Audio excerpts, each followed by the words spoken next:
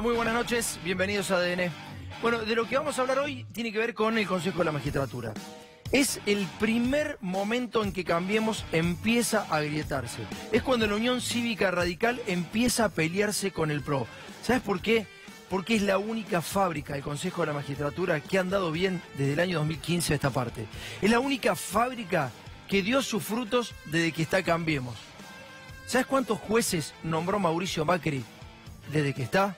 315 jueces ya fueron nombrados por el Consejo de la Magistratura y esos 315 jueces responden a Cambiemos.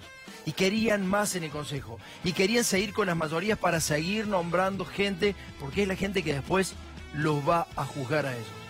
¿Qué tiene que ver esto con la grasa militante? La grasa militante de la que te hablaba Cambiemos, sistemáticamente te decían que en el Estado había muchos empleados y estos muchachos se nombraron 315 jueces, que son algo así como, anotá, 1.500 millones de pesos. Es decir, para darle impunidad al presidente vos tenés que gastar, además, 1.500 millones de pesos por año. Esos son los tipos que eran amigos de Mauricio Macri y de un momento al otro fueron jueces de la nación. ¿Por qué? Porque Cambiemos tenía la mayoría absoluta en el Consejo de la Magistratura, tenía los 2/3 en el Consejo de la Magistratura. Entonces, no solamente nombraban jueces, sino que además sancionaban a los que no eran de Cambiemos. Contame cuál es la diferencia entre esto y la grasa militante, porque un juez tampoco marca, un juez si falta, falta, y un juez no tiene que explicar sus sentencias.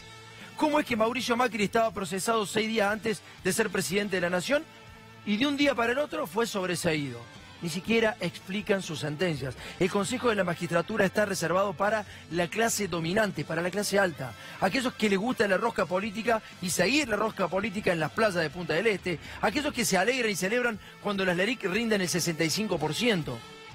Aquellos que están lejos de los negros, salvo en los pasillos de la cancha de Boca cuando ellos se dirigen al palco VIP.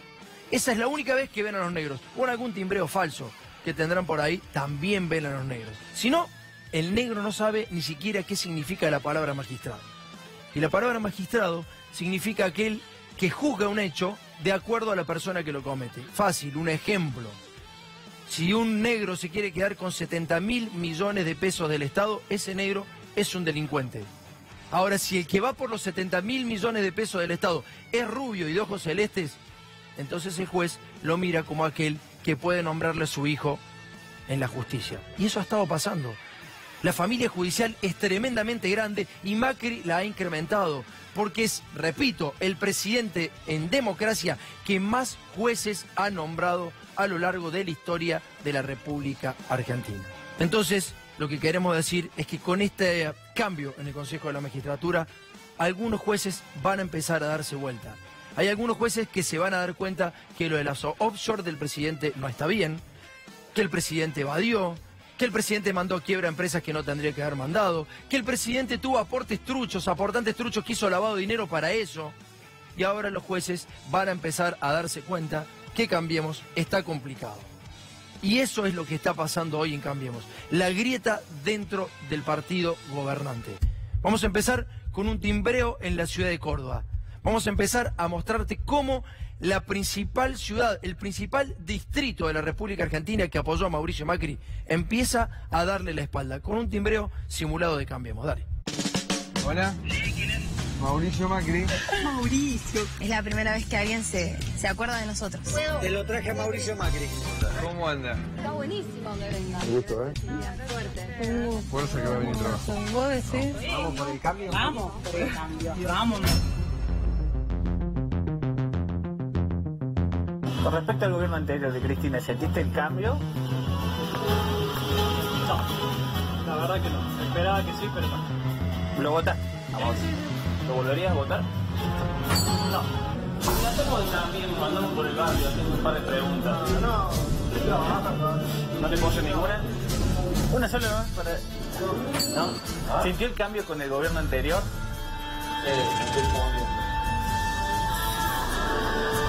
¿Usted lo votó a Macri? ¿Lo votó? ¿Lo volvería a votar? No. ¿Vio alguna mejora en estos últimos 2 o 3 años? ¿Mejora? No. Ninguna. Ninguna. Es más, no sé si llego a fin de año. Me ha hecho cagar. Por todos lados me ha hecho cagar. A nosotros de goles. No votaba. La verdad que yo lo voté y lloreaban y había gente de todos lados. Y esto no sé qué hace política, entonces. ¿Apostó por el cambio? Sí. Sí. No, Maduro.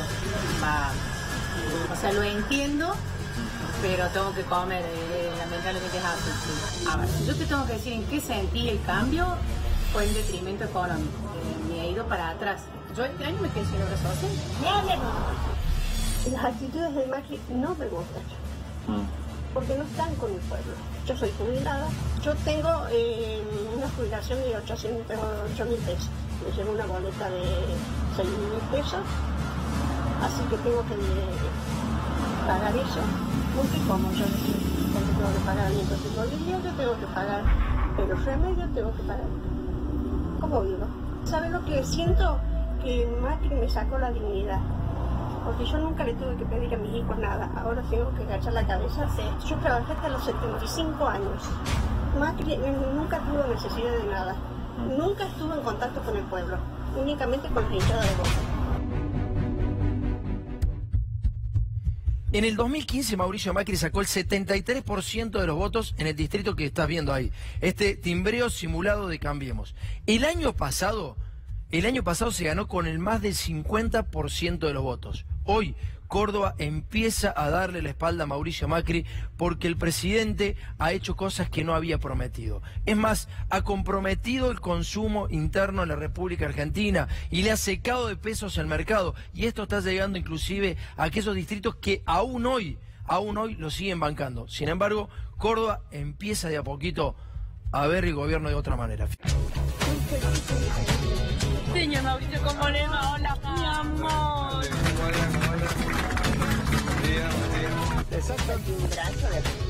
¿Y vos por qué confías y él no? Y porque confío, porque yo ya te quería de Boca. ¿Y cómo está la cosa? Fortaleza, fuerza, conforme con ustedes.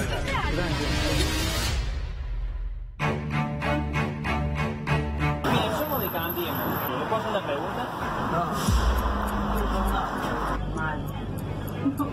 Malísimo. ¿Por qué lo ve mal? Y porque todas las cosas han aumentado y no hay nada de que el país no cambie nada. Una pobreza. ¿Pudo ver mejor en los últimos años? Nada. ¿Lo volvería a votar, Macri? Ni loca. Yo ni loca. ¿Cómo quisiera hablar con él un ratito? Y decirle que yo trabajo todo el día. Aporto, lo voté, trabajé en la campaña, pero ahora el bono este es un parche en una pelo pincho pinchada. Mire, somos de Cambiemos. Negativo todo. ¿No? ¿Por qué no? Ustedes no, nunca van a... ¿Cómo? No podemos hacer nada. Aunque sea una sola. No, ya lo voté una vez y no lo voto nunca más. Olvídese. Bueno. Dígale a Macri, también eso, delincuentes. Lo conozco a los ricos, nada más. Te digo una última cosa. A las pymes, nunca se acordó de las pymes, jamás. Jamás se acordó de las pymes. Lo único que hizo es un niño de la cabeza. Yo lo voté la primera vez y no lo voto nunca más.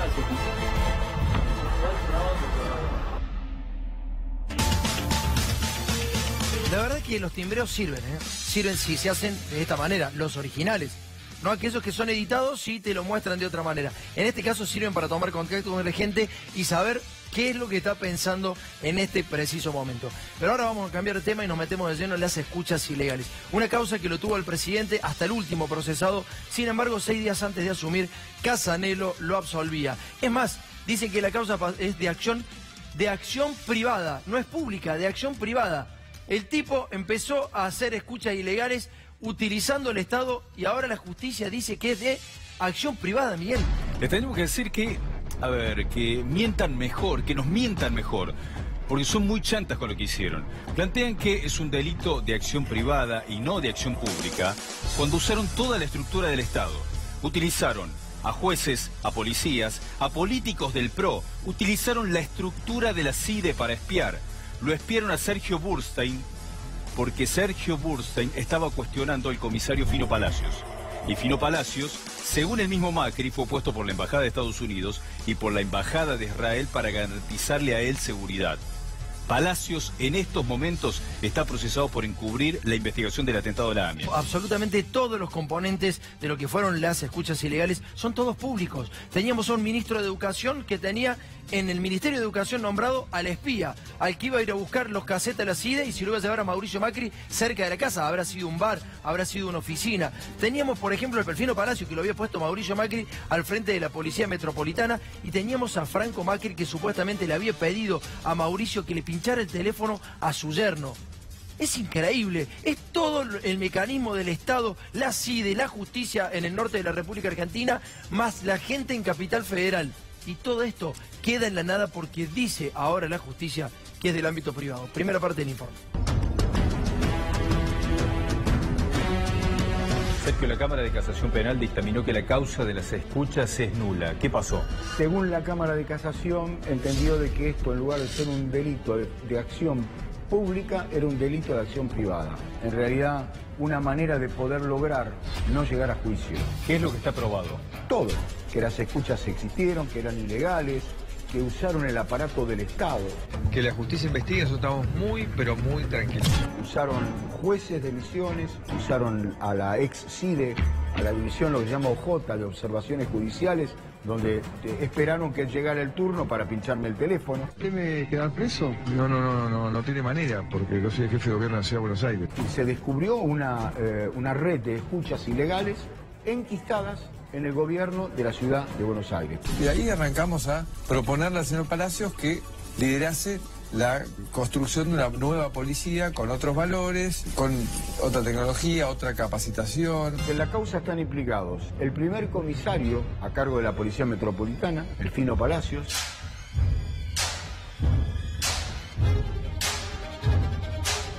ministro de Educación, Mariano Narodowski, en ejercicio de sus funciones, que tenía dentro de su ministerio, escondido bajo la figura de asesor, si se quiere, a Ciro James, que era el espía encargado de, llevar adelante las escuchas, retirarlas de la CIDE y entregarlas en un lugar en donde la investigación determinó que existían un porcentaje más que importante de que sea en el domicilio de Mauricio Macri.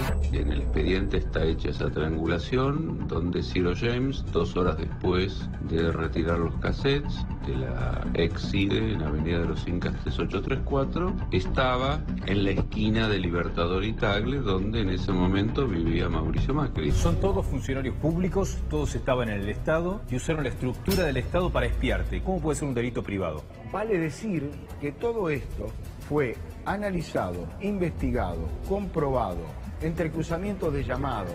Prácticamente la causa la desarrolló el fiscal Alberto Nisman. ¿Por qué? Porque escuchándome a mí lo escuchaban a él. Nos estaban escuchando los familiares de las víctimas del atentado a la AMIA. ¿Por qué? Porque estábamos en plena campaña al respecto de que no sea designado en principio y luego sostenido como jefe de policía a una persona como el Perfino Palacios que iba a ser procesada por encubrir el atentado a la AMIA. Parece increíble, ¿no? Parece increíble, pero no lo es. La justicia, para dejarlo afuera al presidente, hizo todas, absolutamente todas. Y este tipo que estás escuchando, Sergio Urten, es una víctima no solamente del atentado a la AMIA, sino también del propio presidente Mauricio Macri. Miguel. Y es una víctima de la justicia también, porque el juez Sebastián Casanelo, durante bastante tiempo en la investigación, había considerado que Mauricio Macri era responsable. Después lo salvó a Macri. Y de manera increíble, el padre, Franco, lo que dijo es que él sí había espiado, que lo que hizo es contratar a una empresa. Sin embargo, nunca lo imputaron, nunca le preguntaron absolutamente nada. Se dedicaron a salvar a la banda. Lo que están haciendo Pero para Miguel, un segundito ahí. En realidad no contrató ninguna empresa, Franco Macri. Fue a declarar a la justicia, se autoinculpó como un arrepentido supuestamente, y dijo que él le había hecho el pedido a la gente del Estado para que le pinchara el teléfono a su yerno. En realidad él se autoinculpó para que no quedara hasta las manos su hijo, que era jefe de gobierno porteño. Y el fiscal que le toma, o el juez en realidad que le toma la indagatoria, no lo imputa.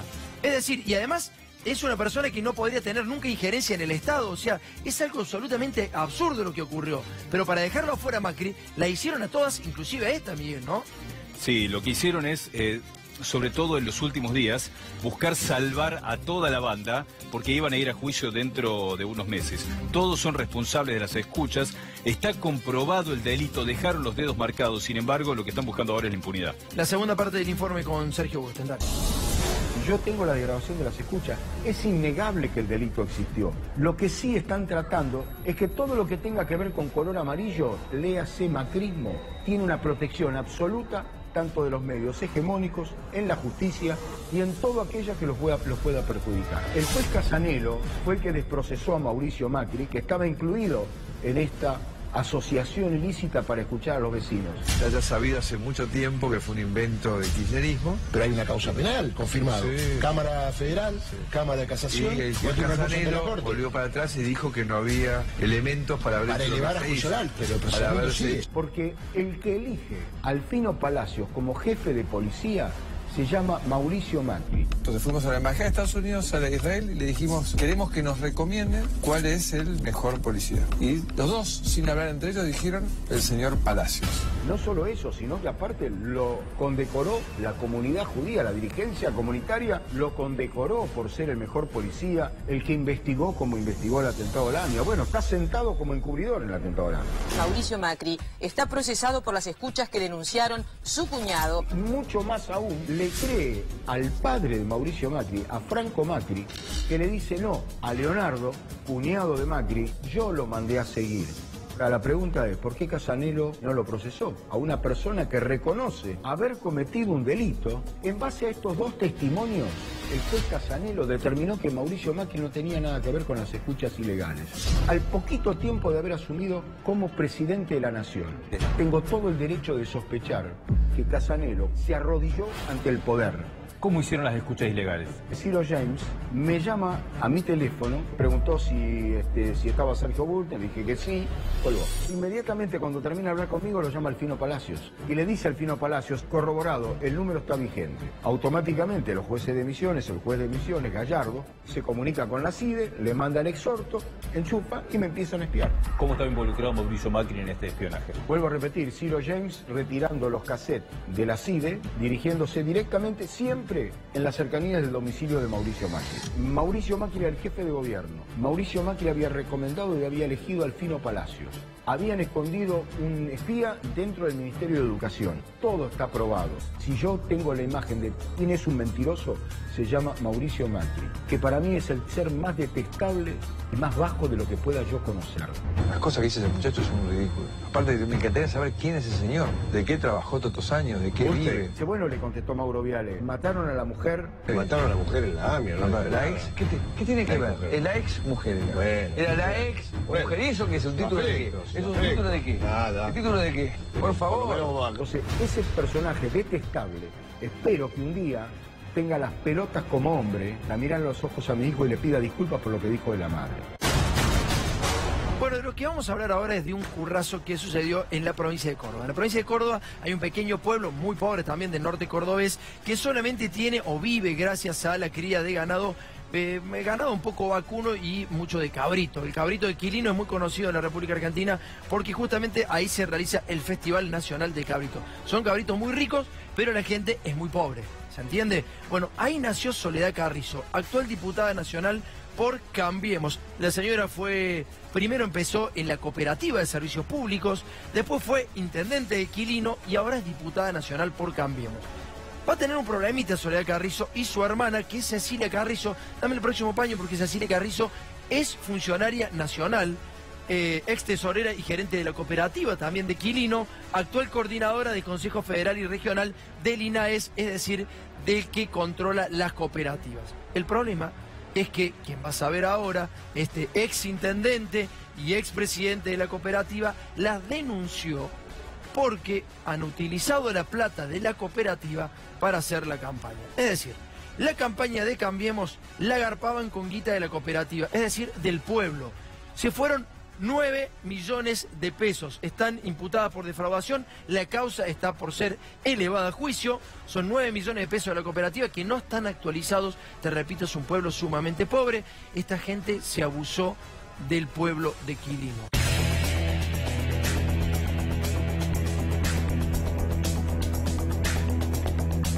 fue casi 19 años al frente de la cooperativa. Primero como presidente y segundo como gerente.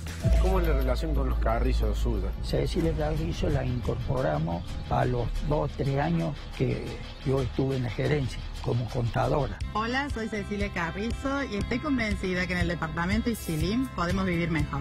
Y a los 5 años, cuando se recibe Soledad Carrizo, la incorporamos como asesora letrada de la cooperativa. Comienza a caminar la Unión Cívica Radical en pos de la gobernación del 2015. Y ahí cómo empiezan a trabajar las hermanas Carrizo en la cooperativa y cómo empiezan a ganar lugar en el pueblo, digamos. Ellas tenían una función muy técnica en la cooperativa, sino que en un momento que teníamos la intendencia radical, el que estaba al frente del municipio se pasó a otro partido y bueno, se dio que en ese momento Soledad con los otros muchachos tuvieran un protagonismo importante frente al comité. ¿Qué servicio prestaba la cooperativa cuando usted le dejó? Principalmente el servicio eléctrico de agua potable y después cuando entraron esta gente yo creo que más que todo apuntaron a la caja. Este día tan importante para nosotros la cooperativa. El gerente actual de la cooperativa, Oscar Mancilla, él es gerente, pero a su vez es presidente del Consejo Deliberante. ¿Quién es la persona designada en ese cargo de gerente de la cooperativa? Señor Oscar Mancilla. Oscar Mancilla, presidente del Consejo Deliberante. Exactamente. De manera que ellos tienen una estructura política muy fuerte, pero los que manejan el poder a través de la conducción de esta gente es Soledad Carrizo y Cecilia Carrizo. ¿Los ingresos de la cooperativa y de la municipalidad son más o menos parecidos? Yo creo que la cooperativa facturaba más que la municipalidad. Junto con Cecilia y la Coneja, estamos construyendo el verdadero cambio en el departamento de Isilín. Esta es la gente que después pide que los motochorros vayan presos. Esta es la gente que pide que cómo van a robar, cómo va a haber inseguridad, que pide mano dura. ¿Y estos qué son? Estos son chorros igual que los otros, peores que los otros. Si entras a internet te pido por favor poné Quilino y vas a ver la pobreza extrema que hay en ese pueblo. Si en ese pueblo podés robar, tenés que ser bastante, no quiero decir una mala palabra, pero claramente esta mujer no tiene absolutamente nada de política, porque la política es ver en el otro un ser humano. Es un mínimo de humanidad. Quilino es un pueblo extremadamente pobre, te repito. Y ahí se chorearon 9 palos para pagar campañas políticas, de las cuales se vio favorecido el actual ministro de Defensa de la Nación, Oscar Aguad. ¿Te suena, no? Bueno, la Coneja Baldassi y Oscar Aguad hacían campaña con estas 2 mujeres. Una es funcionaria nacional justamente del INAES, la que tiene que controlar las cooperativas a las que ella supuestamente le hizo una defraudación de 9 millones de pesos. Necesitamos gente con honestidad, con transparencia. Basta de corrupción, basta de manipuleo del poder. ¿Y usted cree que la cooperativa ellas la usan como algo político? Como un botín político, la municipalidad y la cooperativa. Y el intendente actual y el gerente actual, ellos son perritos falderos. A nuestra querida amiga, la diputada nacional, la doctora Soledad Carrizo. Lo que deciden son las chicas. Cuando Soledad se iba a Córdoba a algún acto político, los obligaban a los empleados a que tenían que ir y asistir y bueno, lo único que les daban una coca y un sándwich y con eso los conformaban, pero había que ir. Desde el 2015, Córdoba le dio una esperanza a la Argentina. Hubo una empleada que se resistió y la despidieron, le pagaron la indemnización, todo y se fue. ¿Usted cree que se utilizan políticamente los fondos de la cooperativa? Hubo una denuncia que yo hice ante la Fiscalía de haber pagado una publicidad política, le pagaron con cheque. ¿Y el cheque era la cooperativa? Claro. ¿Y la publicidad era para la candidatura? Para la candidatura de Soledad. A la coherencia y seriedad de Oscar Aguad, Soledad Carrizo le suma un empuje increíble. ¿Ella cumple alguna función en el INAES? Ella es coordinadora del INAES, Cecilia. El INAES es el que tiene el control de todas las cooperativas del país. En el INAES ha sido designada como coordinadora general del Consejo Federal. ¿Por qué siempre han querido tener la cooperativa las hermanas Carrizo? Yo ahora lo entendí. Ellos habían hecho ya una sola caja, municipalidad cooperativa.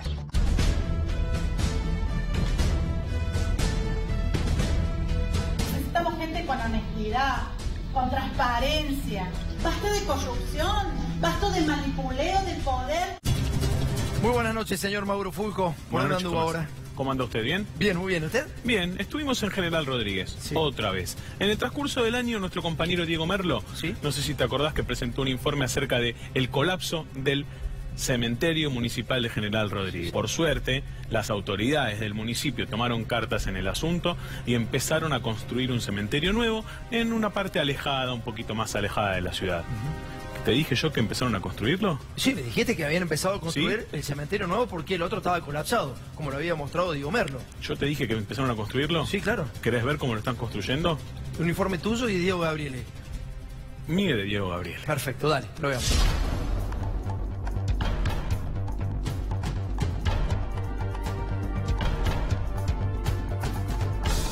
Claudia, ¿dónde estamos? Estamos en General Rodríguez, detrás del Polideportivo Municipal, en el nuevo cementerio municipal. ¿Cómo nuevo cementerio? Esto parece más un basural.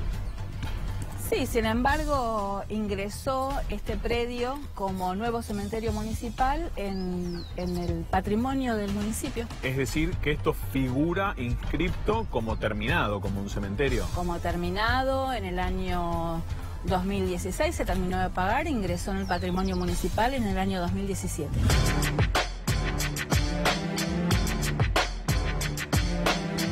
¿Cuánto costó esto? 3.930.000 pesos. Es un proyecto que se inició en la gestión anterior con el Ministerio de Planificación Federal. Casi 4 millones de pesos hace 2 años. Y esto lo que se ve es escombros y basura. Escombros, basura, perros muertos, jeringas, bueno, de todo lo que te puedas imaginar. Además de cascotes, tierra, ¿no? que se van tirando acá. Hasta el año pasado no había nada. No había cementerio, pero no había nada. Solamente estaba la construcción destinada a oficina, bueno, y algunas veredas, todo lo que es el perímetro que vemos ahora, las rejas, las paredes. Y bueno, estábamos a la espera de que se construya el cementerio. Lo que se pagó en principio fueron todas las tareas de movimiento de suelo, todas las tareas iniciales que se hicieron durante el año 2015.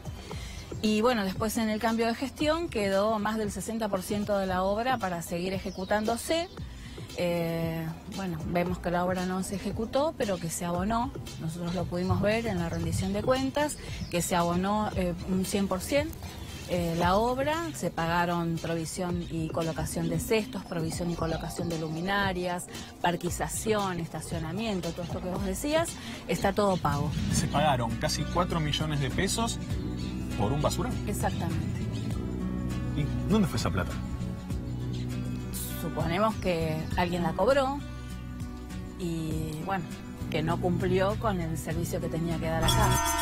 Bueno, lo que vas a ver ahora es un geriátrico. Vamos a ver las imágenes de un geriátrico en Santa Fe, pero primero lo voy a saludar a mi colega, uno de los mejores periodistas de Santa Fe. ¿Cómo anda, Maxi? ¿Qué dice? Bien, bien, muy bien. ¿Todo bien? Bien, bien, muy bien. ¿Vos? Bueno, estamos viendo las imágenes exteriores de un geriátrico, ¿no? Que no se ve para nada bien. Lo que vamos a hacer es, lo vamos a denominar el geriátrico PRO. Ya les vamos a ir contando por qué. Este geriátrico tuvo ya distintos planteos que tienen que ver con los organismos de control.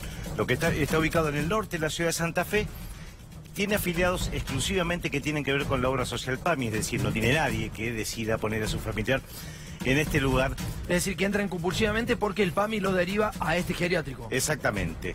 Y estamos viendo ahí líquidos cloacales. Lo que está viendo es agua servida, básicamente. Tremendo. Fíjate la cuestión, esta es la parte de atrás, digamos, en lo que sería el patio. Pero primero vamos a ver las sanciones que le han puesto a este geriátrico. Vamos a ver el contexto. Acaba de decir Maximiliano que es el geriátrico PRO. Tuvo distintas auditorías y tuvo también la visita del Ministerio de Salud. Falta de higiene, deficiencia de edilicias, sistema de desagües, baños deteriorados, falta de acceso a timbres, deficiencia de mobiliarios, armarios y colchones, falta de higiene de los afiliados, en tanto la técnica de bañado, periodicidad de higiene, cambio de pañales, ropa sucia, deficiencia en el servicio de enfermería y de auxiliares, personal insuficiente y maltrato a los afiliados.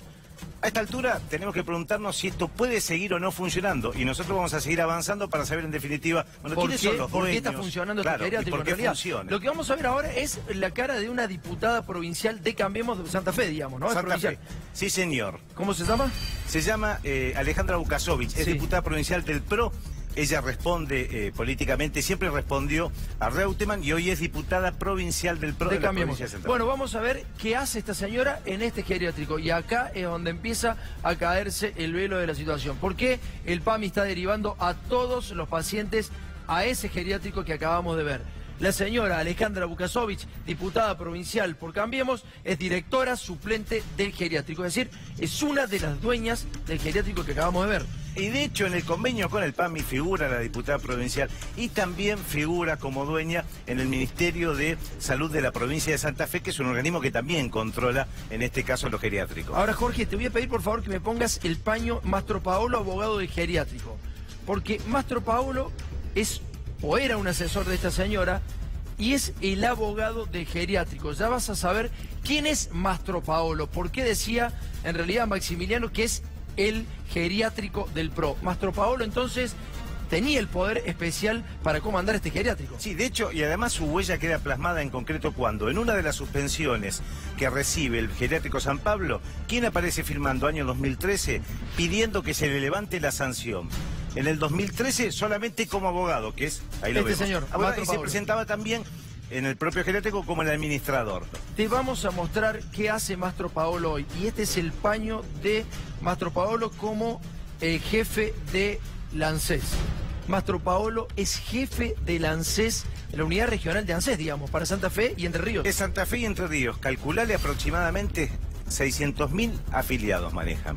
Además, a Mastro Paolo, obviamente, con el presidente Mauricio Macri, tanto el diputado Bukasovich, aparecen distintos publicidades, programas que tienen que ver con la tercera edad. Muchacho de Cambiemos que está totalmente incorporado. Y hoy me mostrabas un documento en donde aparecen todas las personas, un documento interno del geriátrico, en donde aparecen todos los pacientes de ese geriátrico que tienen sarna. ¿Escuchás?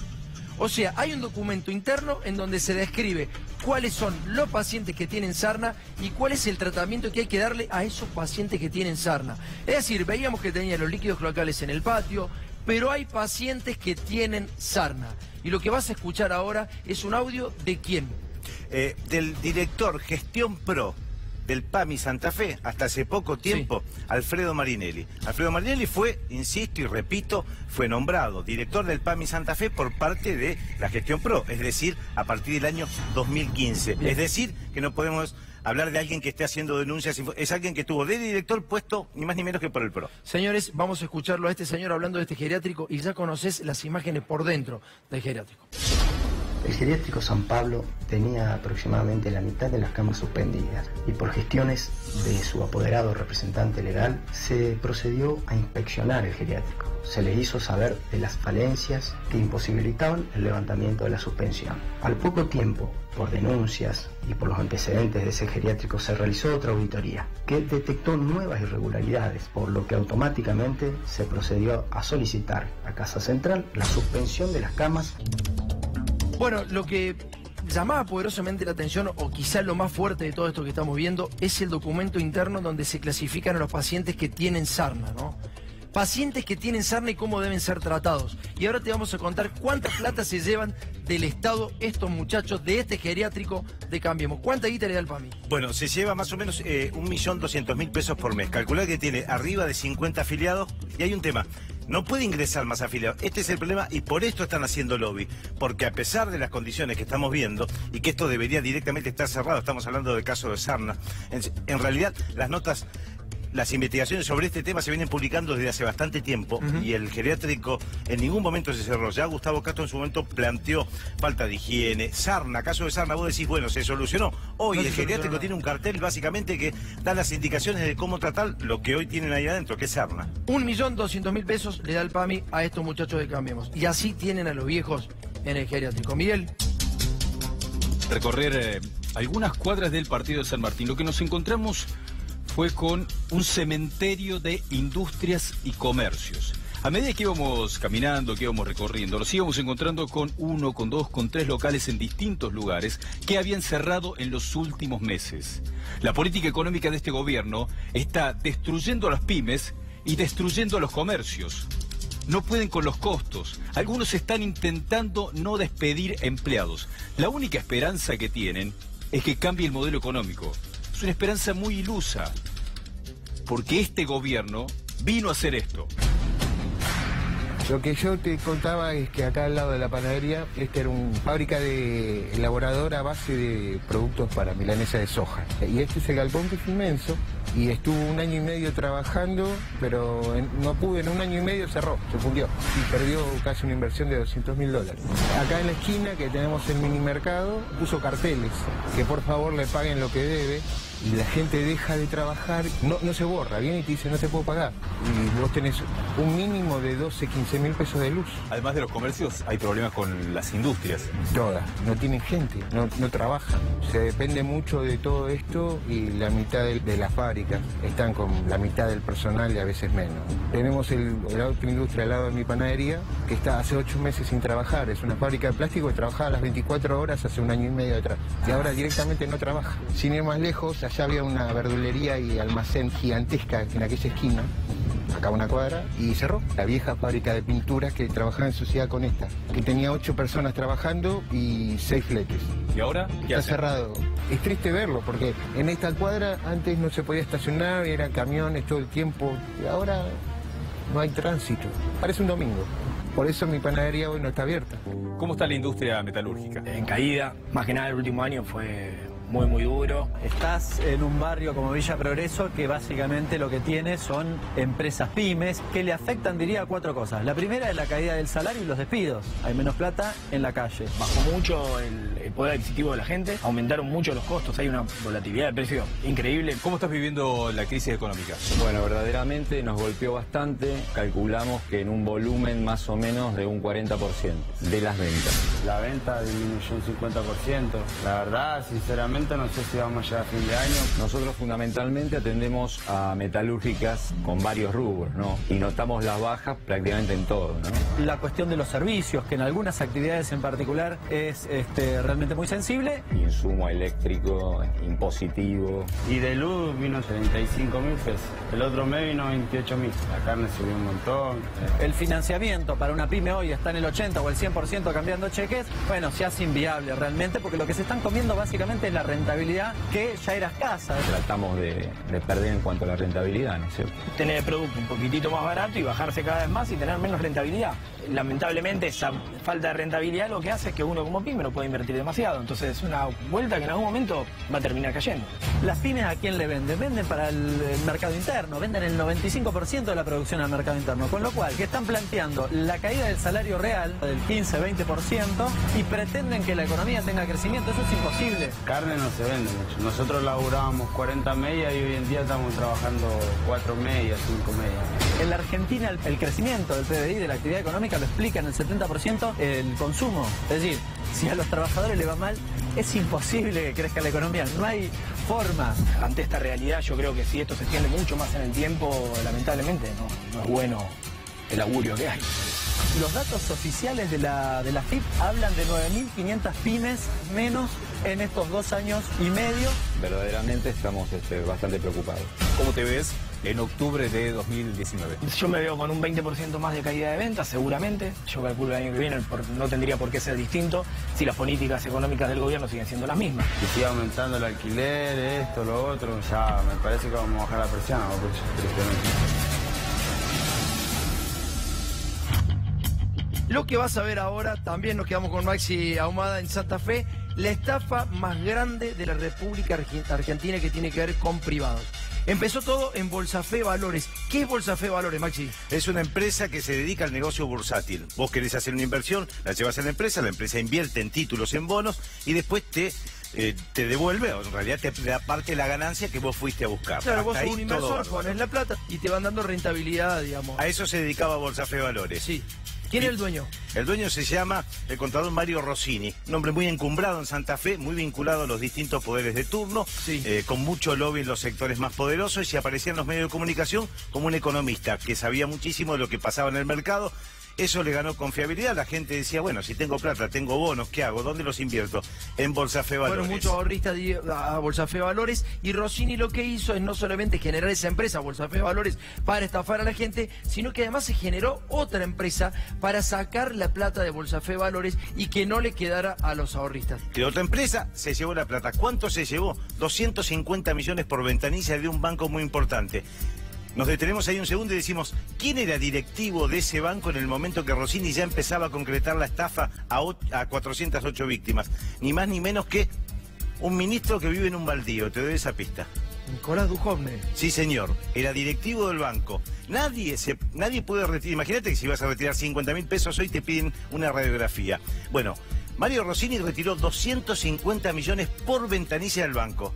Directivo en ese momento de Ullorne. Podía desconocerlo bajo ninguna circunstancia. Bajo ningún punto de vista, y debió haberlo denunciado porque además era una empresa que no tenía movimientos económicos, salvo solamente la extracción de recursos. Vamos a la primera parte del informe, dale. Bueno, este lugar es Bolsa Fe Valores. Acá funcionaba en realidad Bolsa Fe Valores, que es el lugar en donde se cometió una de las estafas más grandes de la Argentina. Se calcula aproximadamente hoy arriba de los 1.000 millones.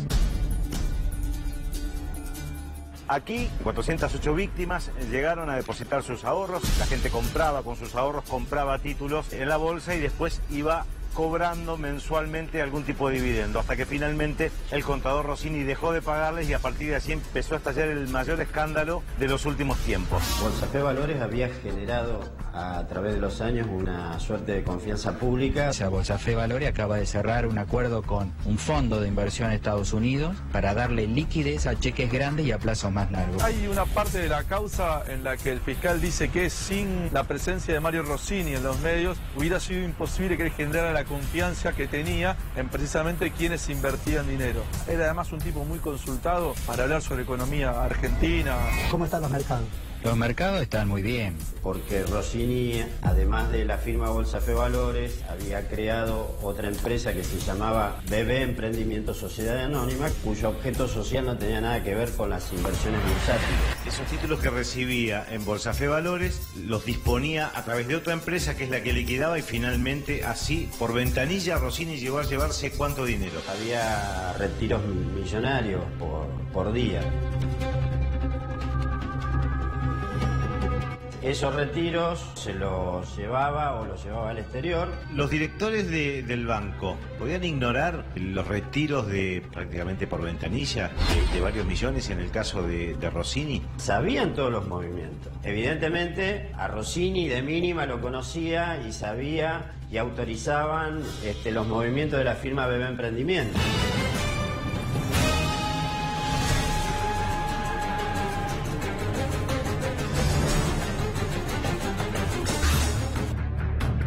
Para llevar a cabo esta estafa, no solamente Nicolás Dujovne tuvo que participar de esta situación. Fíjate, acá la tenés bien claro. Nicolás Dujovne como el ex directivo del banco privado por donde se retiraban los millones de pesos. Bolsa Fe Valores creada por José Rossini. Son más de 1.000 millones de pesos las estafas. Y el mercado de valores del litoral, que era quien debía controlar a Bolsa Fe Valores y que nunca lo hizo porque obviamente algún retorno tuvo que haber habido. El ex ministro de Economía de Reutemann, José Candiotti, Germán Huber, postulante a vocal del Tribunal de Cuentas por José Corral, el intendente de la ciudad de Santa Fe, ex presidente de la Unión Cívica Radical a nivel nacional. Que además vive hablando de la necesidad de la transparencia y el país que nos dejaron, las cosas que nos encontramos. Bueno, ¿sabe? Ese es el postulante oficial de la Municipalidad de Santa Fe, Germán Huber. No hay ningún problema. ¿Cuál es el único problema? La Procelac hace 2 meses pidió la indagatoria de Germán Huber. Sí. Porque además se entiende que pudo haber participado ¿en qué? En la estafa de 1.000 millones de Mario Rossini. ¿Por qué motivo? Porque Germán Huber estaba en un organismo que debía controlarlo. Claro, debía controlarlo. No lo hizo y en consecuencia se le pide una indagatoria. Bueno, José Corral pretende que Germán Huber, que está sospechado, ¿por qué no decirlo?, de lavado de dinero a partir de lo que ha ocurrido, José Corral pretende que él controle los actos administrativos de la municipalidad. El pliego oficialmente lo envió hace poco tiempo. Y el otro funcionario es Pablo Tavares, que es secretario de Producción de Santa Fe y ahora es director de la Agencia de Cooperación Internacional, Inversiones y Comercio Exterior. Bravo por José Corral, bravo por Cambiemos. Estas son las vinculaciones políticas de la gran estafa en la República Argentina. Excelente investigación, Maxi. Muchísimas gracias. Dale. Muchísimas gracias. Un tipo tan vinculado como Rossini llegaba a las máximas esferas gubernamentales a nivel nacional, provincial, municipal y le ponían la alfombra roja, ¿no? La causa Bolsa Fe Valores tiene vinculaciones políticas y a pedido de la Procelac deben ser indagados. José María Candiotti fue ministro de Economía de Reutemann. Tuvo que renunciar al poco tiempo de haber asumido su cargo porque se había olvidado de declarar una cuenta que tenía en el exterior de $1 millón. Otro de los nombres que aparece directamente vinculado a la política es ni más ni menos que el contador Germán Huber. Germán Huber era integrante de Mercados de Valores del Litoral, que era quien debía controlar que precisamente las estafas que se llevaron adelante aquí en Bolsa Fe Valores no ocurrieran. Sorpresivamente en los últimos días, el intendente de la ciudad de Santa Fe, José Corral, un hombre fuerte de Cambiemos, mandó el pliego para cubrir una vacante en el Tribunal de Cuentas. ¿Cuál es el nombre que mandó? El contador Germán Huber.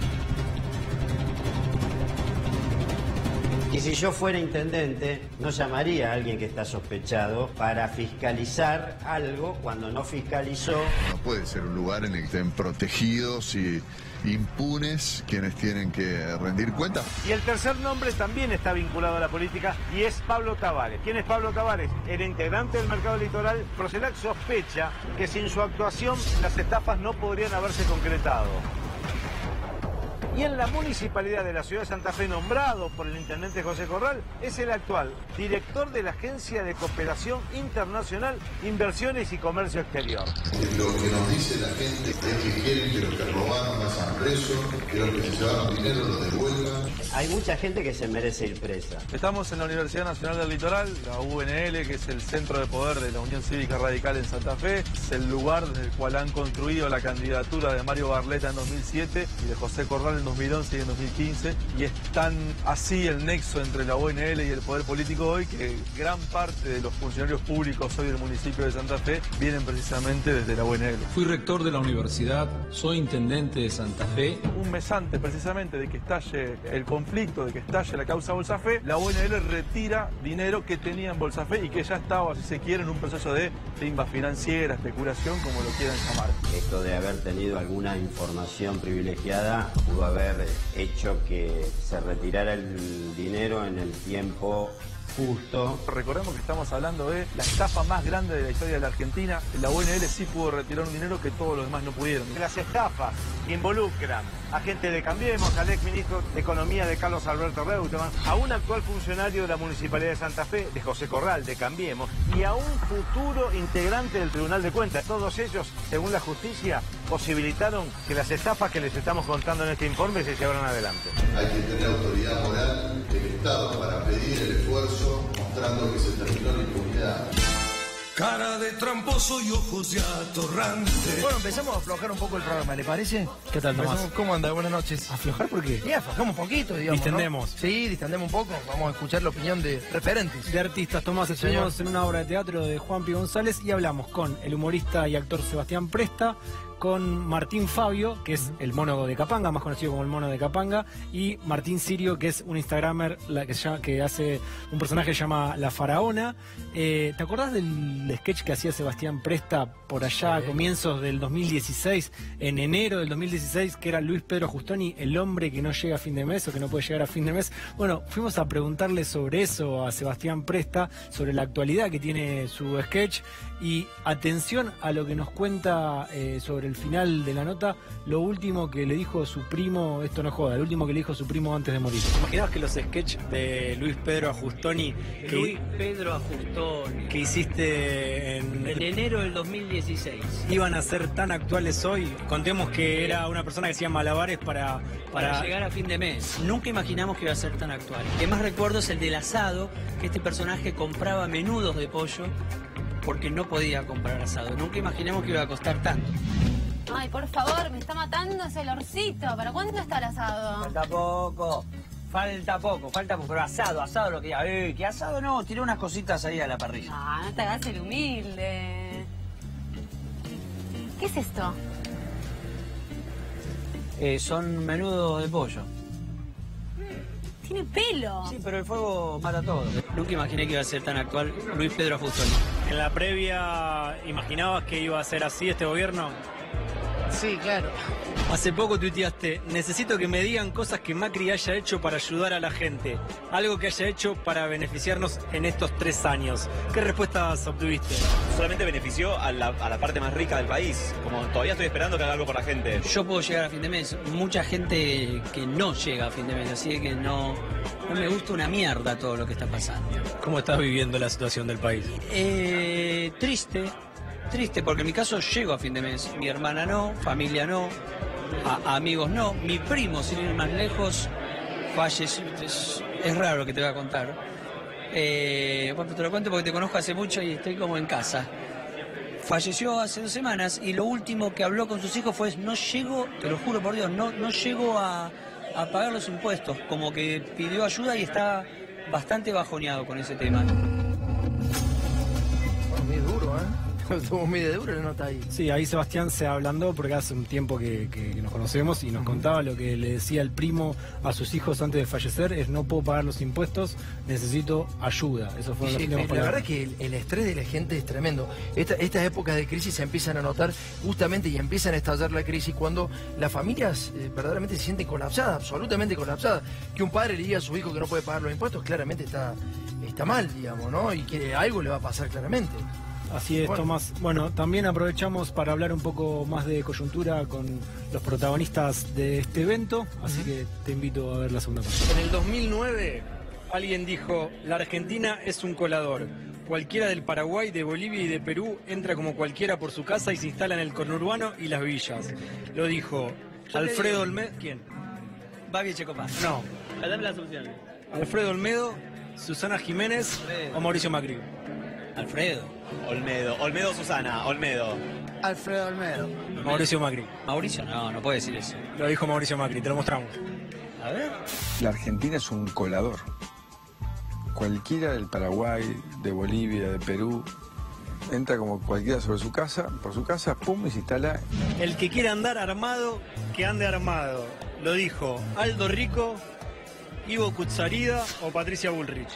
Pato, según ella dice que la editaron. A mí me da mucha vergüenza vivir en este país ahora, de verdad lo digo. Patricia Bullrich.